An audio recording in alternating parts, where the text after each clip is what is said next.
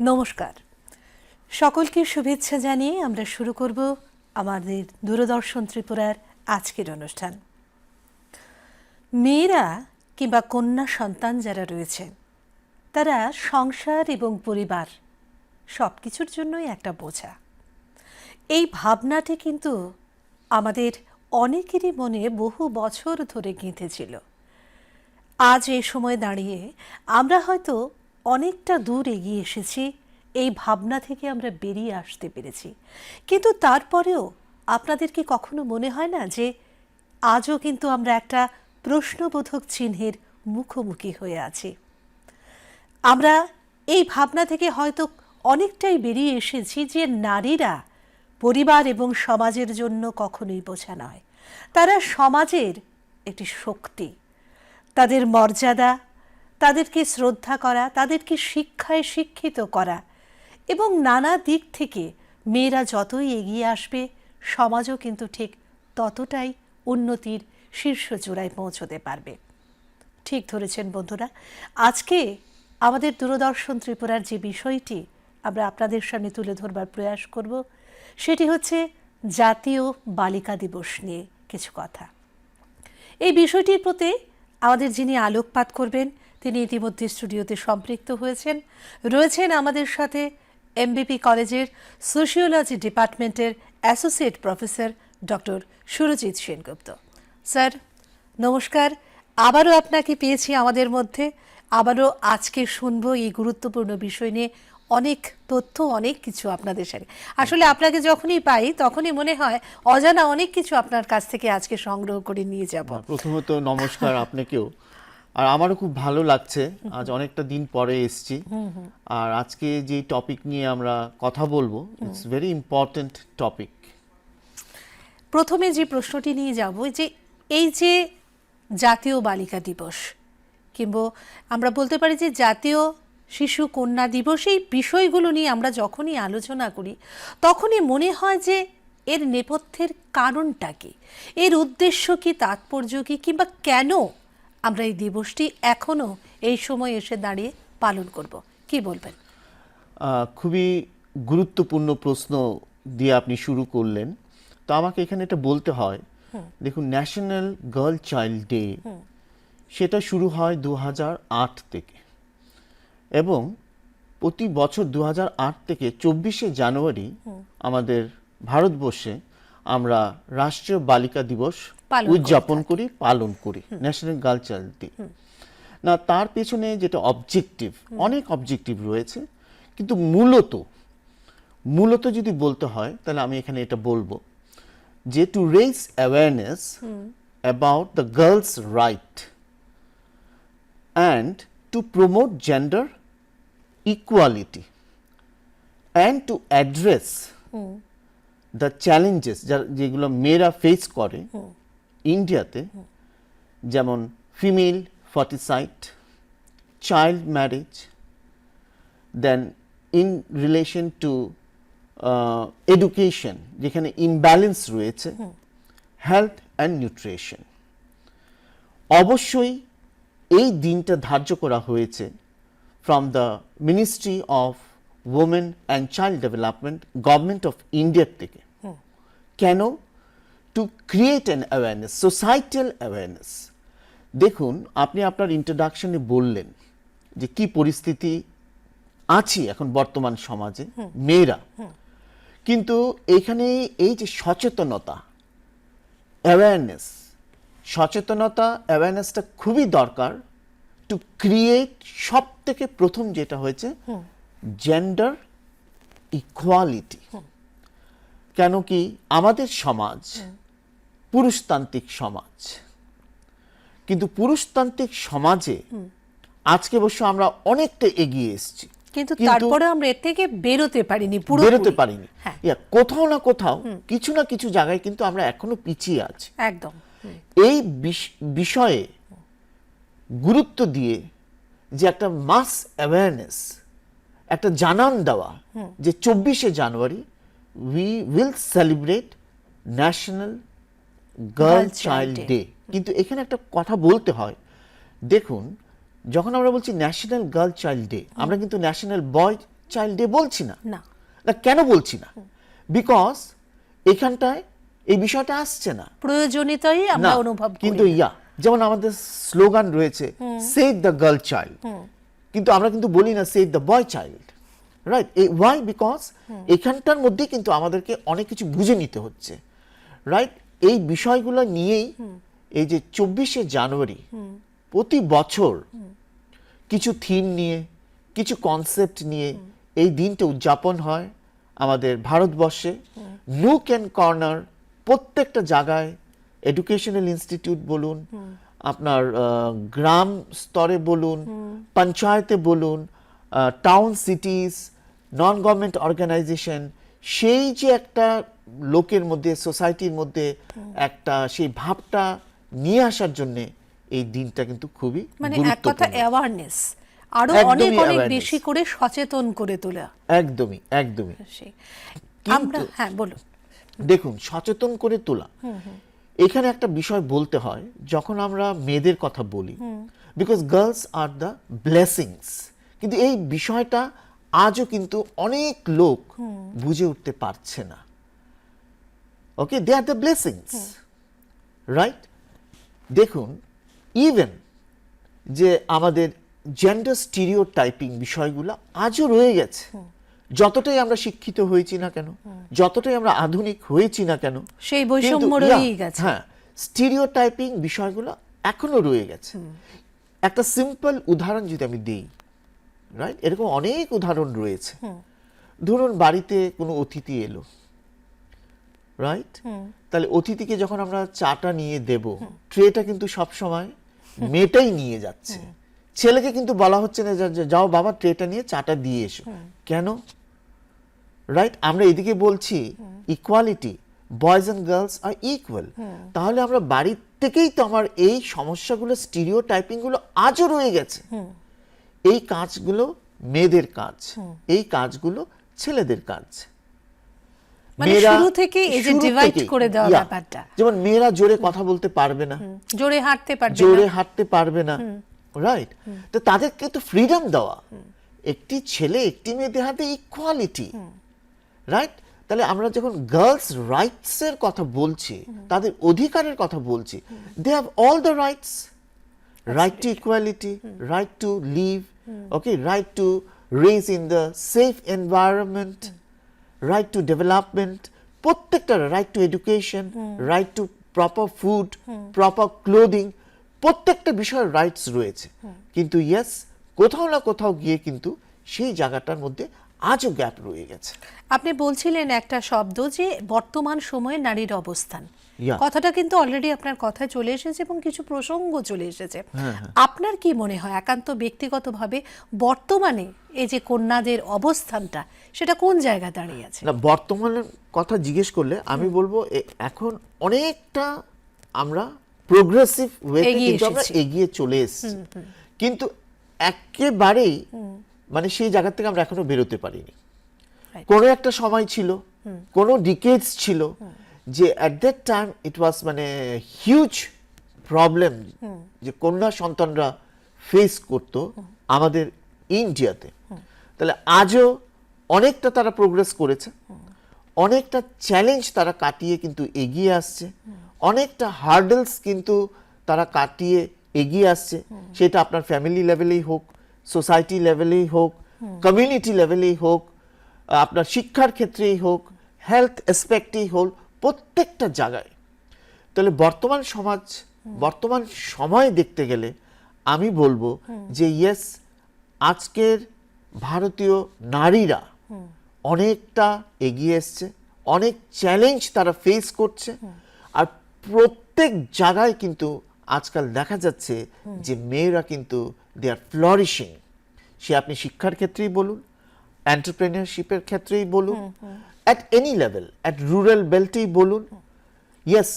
কিন্তু এমনও দিন গেছে when it was a very severe condition, ওকে, তখন আমাদের এই ভাবনাটা চলে এসেছিল যে something has to be done to save the girl child, okay, because they are the pillar. Because সমাজ কখনোই একটি জেন্ডার নিয়ে এগোতে পারে না, right. boys and girls they have the equal rights, equal duties. ওকে, আর আমরা এখানে কখনোই ডিসক্রিমিনেট করতে পারি না যে ছেলেরাদের বেশি বুদ্ধি, মেয়েদের কম বুদ্ধি, ছেলেরা বেশি স্ট্রং, মেয়েরা কম। No, we cannot do that, right? So both boys and girls they have the equal rights, আর তাদেরকে সেইভাবেই গড়ে তুলতে হবে। আর এখানে পরিবারের ভূমিকা তো অবশ্যই the very first thing ভীষণভাবে comes. জরুরি। Right. আপনি যে বললেন এই যে ডিসক্রিমিনেশনের কথা, জেন্ডারের ক্ষেত্রে আপনার কি মনে হয় যে এই যে লিঙ্গ বৈষম্যর কথা আমরা বলি, সেই বিষয়টি এই যে জাতীয় বালিকা দিবস আমরা পালন করছি, সেই পালনের ক্ষেত্রে এই লিঙ্গ বৈষম্য কতটা, মানে এর থেকে কি পরিবর্তন আসতে পারে আপনার কি মনে হয়, শুধুমাত্র এই বিষয়টিকে কেন্দ্র করে? হ্যাঁ, পরিবর্তন আসতে হবে, আসতে হবেই। বিকজ আজকে আমরা 21st সেঞ্চুরিতে যেখানে আমরা দাঁড়িয়ে আছি, আমাদের সোসাইটি কিন্তু প্রোগ্রেসিভ। আমাদের সোসাইটির লোকের চেঞ্জিং মাইন্ডসেট অনেকটা এগিয়ে গেছে। এখানে দেখুন madam, we have to just bring the change in the mindset. এটাই সব থেকে ইম্পর্টেন্ট অ্যান্ড গুরুত্বপূর্ণ পয়েন্ট, রাইট? যখনই আমার মাইন্ডসেটটা চেঞ্জ করতে পারবো, automatically gender equality will prevail. কিন্তু আজকের দিনেও যারা আপনার educated, they are into the high profile job occupation, কিন্তু তারাও কিন্তু আমি দেখেছি, ইনস্ট্যান্সেস দেখেছি যে they bring a difference between a boy and a girl. ধরুন আমি আরেকটা এক্সাম্পল বলছি, ওকে? একজন ভদ্রলোক, উনার কন্যা সন্তান, তো দুই কালিগস মিলে আলাপ করছে, উনি বাড়ি করবেন। এক কালিগের পুত্র সন্তান, উনি খুব ব্যস্ত, জায়গা কিনা, বিল্ডিং করা, বাড়ির ডিজাইন করা। আরেক কালিগ যে না, আমার তো মেয়ে, বিয়ে দিলে তো শ্বশুর বাড়ি চলে যাবে, কি করব কি করব, এই যে মেন্টালিটি, একটা অবচেতন মনে একটা হতাশা কোথাও কোথাও কাজ করছে, রাইট? এই যে mentality, but he is not uneducated, he is not illiterate, he is an high profile. কিন্তু এই যে মাইন্ডসেটটা, ইয়েস, মেয়ে বিয়ের পর শ্বশুর বাড়ি যাবে, ইটস আ সিস্টেম। তাই বলে কি মেয়েকে সেইভাবে লালন পালন করা হবে না? বিকজ দেখুন, আমাদের ইন্ডিয়ান সোসাইটিতে, রাইট, আমরা পুজোর সময় কিন্তু কুমারী পুজো করছি, right? We are worshipping a girl. অপর দিকে দেখুন, আপনি যেটা বললেন, ডিসক্রিমিনেশন ইন এভরি অ্যাসপেক্ট, যে তাদের যে স্বাধীনতা, ইভেন পরিবারে, ইভেন ফ্যামিলিতে, রাইট? একটি ভাই যতটা দাবি খাটিয়ে সব কিছু করছে, আদায় করছে, অপরদিকে কিন্তু বোন সেটা 1% পারছে না। বাড়ির মা বাবারই দাবিয়ে রাখছে, তুমি কন্যা সন্তান, তোমাকে এইভাবে ব্যবহার করতে হবে। সেক্ষেত্রে একটি ছোট কথা বলি, যে ঠিক আপনি যেটা বলছিলেন, আমরা যখন মানে কন্যা সন্তান হয় এবং পুত্র সন্তান হয়, ভাই বোন দুজন থাকলে দেখা যাচ্ছে যে কন্যা সন্তানের হাতে শুরুতে আমরা খেলনামাটি, পুতুল এগুলো ধরিয়ে দিচ্ছি, আর ছেলেদের ক্ষেত্রে গাড়ি বা অন্য ধরনের ব্যাট বল এইসব জিনিসগুলো ধরিয়ে দিচ্ছি। কেন? মানে শুরু থেকে যেটা আপনি বলছিলেন পরিবারের কথা, এই যে পরিবার থেকে আমাদের যে সূত্রপাতটা, সেটা নিয়ে কি বলবেন? এখানেই তো যে সামাজিকীকরণ, এই যে সামাজিকীকরণের মধ্যেও কিন্তু পরিবর্তন আসা দরকার, চেঞ্জ অফ মাইন্ডসেট, রাইট? কেন একটি কন্যা সন্তানকে আমরা রান্নাবাটি ধরিয়ে দিচ্ছি, রাইট, পুতুল ধরিয়ে দিচ্ছি? ইয়েস, এটা হতে পারে that it is according to the gender যাচ্ছে, বাট নট অলওয়েজ যে আমরা একটি কন্যা সন্তানকে যে শুধু রান্না বাড়া, শুধু হাউস হোল্ড অ্যাক্টিভিটিস দিয়ে তাকে এঙ্গেজ করে রাখা, ওয়ারেস একটি ছেলেকে তাকে সেই স্বাধীনতা দেওয়া, সে যেইভাবে যাই করছে, এভরিথিং ইজ কারেক্ট। এইখানে দেখুন, যখন আমরা এই বিষয়ে কথা বলি, আমার মনে হয় এখানে পুত্র সন্তানেরও যে সোশ্যালাইজেশনটা করাটা আরো বেশি প্রয়োজন কন্যা সন্তানের থেকে, রাইট? যে একটি পরিবারে সে কি শিখতে হবে যে আমার বোন, আমার দিদি, রাইট? তাহলে প্রত্যেকটা মেয়ের কিন্তু ইম্পর্টেন্স রয়েছে। Today's daughter is tomorrow's mother and grandmother. এই সোসাইটির কালচার, হেরিটেজ কে এগিয়ে কিন্তু মেয়েরাই নিয়ে যাচ্ছে। They are the life line of the society. The girls, they are personified with the nature. আমরা বলছি মাদার আর্থ, আমরা রিভার, নদীর নাম, এই যে গোটা পৃথিবী, প্রকৃতিকেই আমরা মা রূপে মা বরণ করছি। ফেমিনিন ইয়েতে হ্যাঁ। গার্ল, হ্যাঁ। রাইট? তাহলে যে প্রত্যেকটা মেয়ের রেসপেক্ট, ডিগনিটি অ্যান্ড ইকুয়ালিটি অবশ্যই প্রয়োজন। এই যে কথাগুলো আমরা বলছি সেই ক্ষেত্রে কিন্তু দেখা যায় যে পরবর্তী কালে কিন্তু অনেক বেশি পরিবর্তন হয় যখন নিজেরও সচেতন হয়। এই যে বললাম ছোটবেলা খেলনাবাটি বা পুতুল এই সমস্ত কথা, কিন্তু আমরা যখন দেখি যখন এই বাচ্চাগুলোই বড় হয়, নেক্সট সময় গিয়ে এই যে বড় বড় রেস্তোরাঁতে আমরা যাই, শেফ কিন্তু দেখতে পাই আমরা ছেলেরা হচ্ছে, প্রচুর মানে মেল শেফ রয়েছে। না দেখুন, এইখানে দেখুন, আমি আপনার এইটা সূত্র ধরে আমি আরো উদাহরণ দিতে পারি। বাড়িতে রান্না করবে মা, দিদি, বোন, ছেলেরা কিন্তু না। কিন্তু বাইরে প্রফেশনে যেখানে আপনার সোর্স অফ ইনকাম, হ্যাঁ, সেটা প্রফেশনাল হিসেবে নিচ্ছে। হ্যাঁ, বাড়িতে পুজো করবে মা, বোন, দিদি, কিন্তু একজন দেখুন বাইরে যখন যাচ্ছে পুরোহিত মানে মেল পারসন, আপনি বলুন মৌলভী, আপনি বলুন পাস্টার, রাইট? তো এইগুলো আনলে তো অনেক রয়েছে, কিন্তু আমাদেরকে এই জায়গাটাতেই, but every religion says that equality between gender, we should not discriminate. হ্যাঁ, কিন্তু দেখুন ভায়োলেন্স অ্যাট র্যাম্পেন্ট, মেয়েদের উপরে অত্যাচার হচ্ছে, ওকে, হচ্ছে সামহাউ অর দি আদার, কিন্তু আমাদের অনেক স্কিমস রয়েছে, অনেক পলিসিস রয়েছে, অনেক প্রোগ্রামস রয়েছে, ইয়া, কিন্তু দে আর দ্য সাইলেন্ট সাফারার্স। এখনো এই সময় দাঁড়িয়ে কন্যা ভ্রূণ হত্যা হচ্ছে, মানে কি নির্মম একটা বিষয়। ইয়া, এতটা করার পরেও কিন্তু ইয়েস হচ্ছে। কিন্তু আমরা যদি we see the whole country, আমাকে এখানে একটা কথা বলতে হয়, in the north eastern region যেদিকে আমরা আছি, we are much better than যদি আমরা দ্য রেস্ট অফ ইন্ডিয়া দেখি। এই যে এই সময়ে দাঁড়িয়ে আমরা কন্যা ভ্রূণ হত্যা, নারী ধর্ষণ, এই সমস্ত বিষয়গুলো আমাদের মানে বারবার আলোচনার মধ্যে উঠে আসে।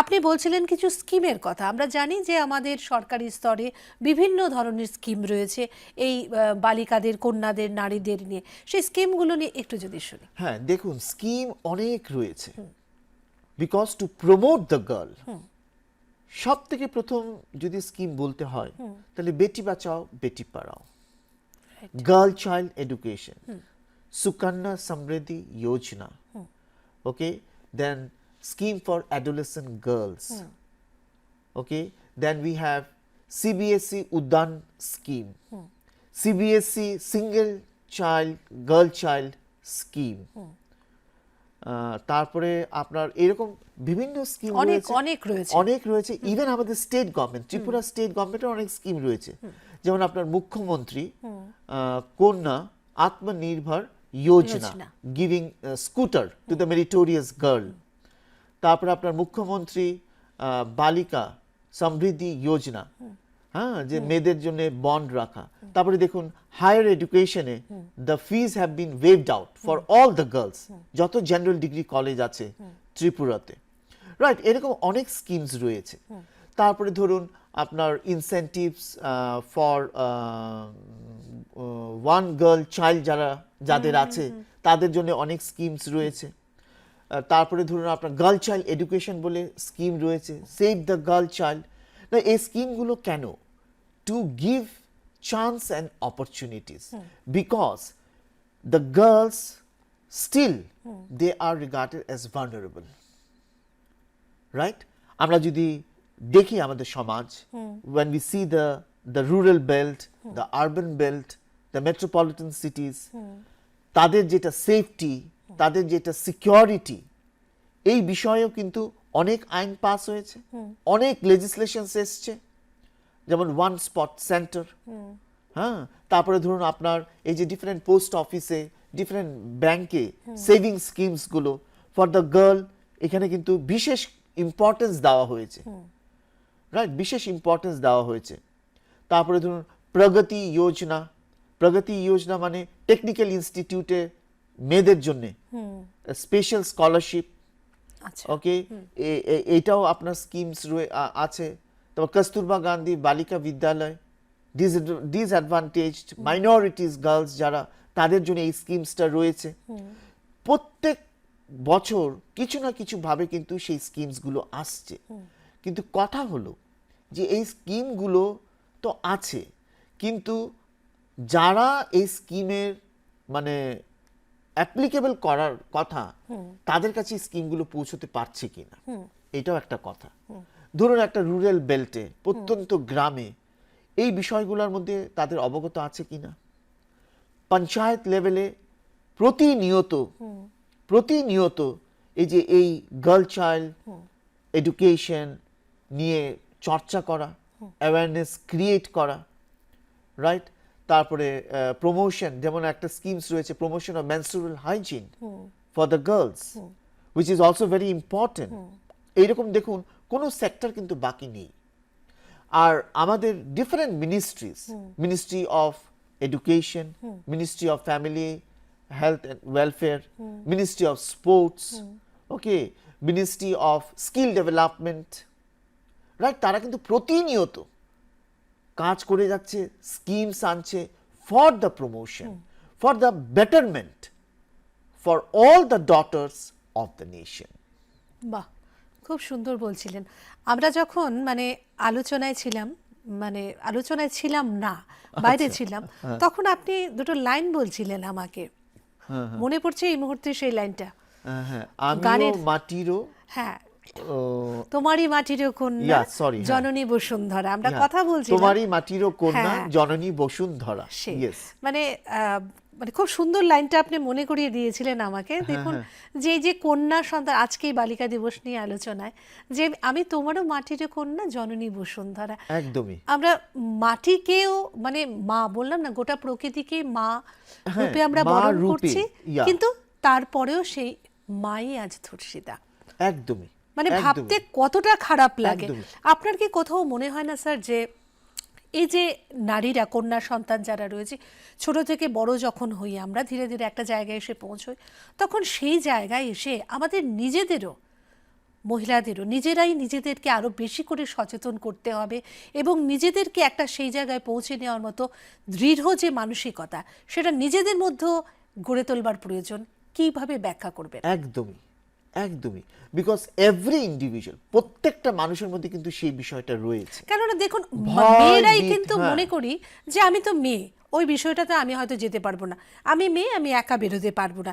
এই যে ভীতি, বিভিন্ন ধরনের ভীতিগুলো অলরেডি মানে বাই বর্ন হয়তো আমাদের মধ্যে এগুলো ঢুকে যায় ধীরে ধীরে যখন বড় হয়। না, এটা তো যখন এই যে সামাজিকীকরণ হচ্ছে, সোশ্যালাইজ যখন হচ্ছে, তখন যে বাড়ির যে পরিবেশটা, মহলটা, তারাই কিন্তু সেই বিষয়গুলোকে আমাদের মধ্যে ঢুকিয়ে দিচ্ছে, রাইট। আর এইটাই কিন্তু সাইকোলজিক্যাল এফেক্ট হচ্ছে যে আমি মেয়ে বলে রাত আমি বেরোতে পারবো না, আমি এইটা করতে পারবো না, আমি সেখানে যেতে পারবো না, আমি এইভাবে কথা বলতে পারবো না। ইয়েস, প্রত্যেকটা মেয়ের, for all the girls as a human being, আগে তো তারা মানুষ, we all are human beings, আগে আমরা সামাজিক জীব, রাইট। তাহলে একজন সামাজিক জীবের যা যা হিউম্যান রাইটস রয়েছে, মৌলিক অধিকার, মানব অধিকার যা যা রয়েছে, তারা অবশ্যই সেগুলো they will take or they will be with all this, মানে নিজের জায়গা, নিজের ক্ষমতা, মর্যাদা নিজেকেই বুঝে নিতে হবে। একদমই। আর আপনি যে প্রশ্নটা বলেছিলেন যে মেয়েরা সেটা করবে কিনা, আনসার ইজ ইয়েস। কেন করবে না, right? Because self satisfaction, self protection, okay, self-esteem, self-respect, self-dignity, it really matters for everyone in the society, and why not for the girls and the women? Of course, তার জন্য দেখুন অনেক legal provisions রয়েছে। যেমন আজকে আমরা কন্যা সন্তানের কথা বলছি, মেয়েদের কথা বলছি, দেখুন আমাদের পস্কো অ্যাক্ট রয়েছে, রাইট। এখানে কিন্তু খুব ক্যাটাগরিক্যালি বলছি, yes, POCSO act for both male and female. কিন্তু ইয়েস, যারা মেয়েরা, তারা কিন্তু মুখ বুঝে কিন্তু অনেক অ্যাবিউজ তারা সহ্য করে যাচ্ছে। অনেক সময় অনেক শিশুরা, কন্যা সন্তানরা, তারা কিন্তু বুঝতেই পারছে না যে তাদের সাথে মিসইউজ করা হচ্ছে, রাইট। তার মানে পস্কো অ্যাক্ট রয়েছে, তারপর আমাদের জুভেনাইল জাস্টিস অ্যাক্ট রয়েছে, মানে এই অ্যাক্টের আওতায় তো তারা আসছে, রাইট। তাহলে কোথাও যদি ওইভাবে কিছু ডিসক্রিমিনেশন হয়, কোথাও যদি ওইভাবে কিছু ভায়োলেন্স হয়, তাহলে এগুলো নজরে আনতে হবে। কিন্তু আজও আমাদের মেন্টালিটি যে মেয়েদের ক্ষেত্রে কোথাও যদি কিছু হয়, সেটা কিন্তু পরিবার লিক আউট করে না, যে তার সম্মান, যে পরবর্তী সময় গিয়ে বিয়ে দিতে পারবো কিনা, বিয়ে দিতে পারবো সমাজে কিনা, মেয়েটার yes, জায়গাটা সমাজের- কোথায় yes, দাঁড়াবে। কিন্তু সেই দিন চলে গেছে। Those are the days gone. Because today we are staying in a digital India, say- a modernized India, a progressive India. প্রতিবাদ করতে শিখেছে। রাইট রাইট, এই যে বিষয়গুলো, এই বিষয়গুলো কিন্তু অবশ্যই এই আমাদের মধ্যে সেই বিষয়গুলো থাকা দরকার। ইয়েস, যারা ধরুন আমরা শহরে বসবাস করছি, আমরা যারা একটু এডুকেটেড, তাহলে আমাদেরও এখানে প্রত্যেকের দায়িত্ব যে এই বিষয়গুলো কিন্তু আমরা পৌঁছে দেব। আমি শুধু আমাকে নিয়ে ব্যস্ত থাকবো না, রাইট, আমি কিন্তু আমার নেক্সট ডোর নেইবার যে আমার বোন রয়েছে, যারা ডটার্স রয়েছে, তাদের প্রত্যেককে কিন্তু আমি আমার হেল্পিং হ্যান্ড বাড়িয়ে দেব, তাদের সাহায্য করতে চেষ্টা করব। Because empowering a girl for now is the utmost importance. We have to empower girl for better today and brighter tomorrow. বাহ, Okay, better today and brighter tomorrow. And they have all the rights. They have to enjoy their life. They have to get the experience of this society. যে তারা মেয়ে বলে তারা কেন বঞ্চিত হবে, তারা মেয়ে বলে কেন একটা ভালো জিনিস খেতে পারবে না, কেন মাকে দাবি করবে না। কিন্তু yes madam, our society is very ironical. ভালো মাছের পিসটা মাই কিন্তু ওনার সন্তান ছেলের পাতেই দেয়, মেয়ের পাতে দেয় না। ঠিক। কিন্তু মাও তো মেয়ে, তাহলে মা যদি মেয়ের ব্যথা, কষ্ট, যন্ত্রণা না বুঝতে পারে, এইদিকে আমরা বলছি পুরুষতান্ত্রিক সমাজ, কিন্তু ভরা গ্লাসের দুধটা আর বড় মাছের পিসটা মাই কিন্তু তার ছেলের পাতে দেয়, মেয়েকে দেয় না। অবশ্যই কারো কারো ক্ষেত্রে। কারো কারো ক্ষেত্রে নো, দিস এটা নিয়ে আমি জেনারেলাইজ করছি না, but yes this things are দেয়ার, আজও রয়েছে, রাইট, আজও রয়েছে। So we have to understand that. সেই আমরা যখন বলি যে মেয়েকে যে তুমি এভাবে হাঁটবে না, ওভাবে চলবে না, ওই পোশাক পরবে না, এই পোশাক, ঠিক সেই সাথে সাথে আমরা কিন্তু ছেলে সন্তানকে সেটা বলি না, তোমার দেখার দৃষ্টিভঙ্গিটাও তুমি পরিবর্তন করবে। একদম, সেখানেই আমাকে হস্তক্ষেপ করতে করতে হবে। ছেলেদেরকে আমরা সেই ফ্রিডম দিয়ে রেখেছি, হ্যাঁ। রাইট, কিন্তু মেয়েদের ক্ষেত্রে আমরা দেইনি। তাহলে ছেলেদেরকে সেই দিয়েছে- লিমিটেশনটা আমরা Yes. কোথাও নেই, সেটা একদম মানে খোলা। কিন্তু এই ক্ষেত্রে যেমন লিমিটেশনটা, ওখানেও যদি কিছুটা মানে বাইন্ডিংস বা কিছুটা আমরা ধরিয়ে দিই, তাহলেও কিন্তু অনেকটা আমার মনে হয় ব্যালেন্সে Balanced আসবে হবে। বিষয়টা। দেখুন, আর সব থেকে বেশি গুরুত্বপূর্ণ হয়েছে যেটা স্টিরিও টাইপিংটাকে বন্ধ করতে হবে। ইভেন দেখুন, আমরা কালার নিয়ে স্টিরিও টাইপিং করছি, pink colour is for the girls and blue is for the boys, Boys, right, in every aspect.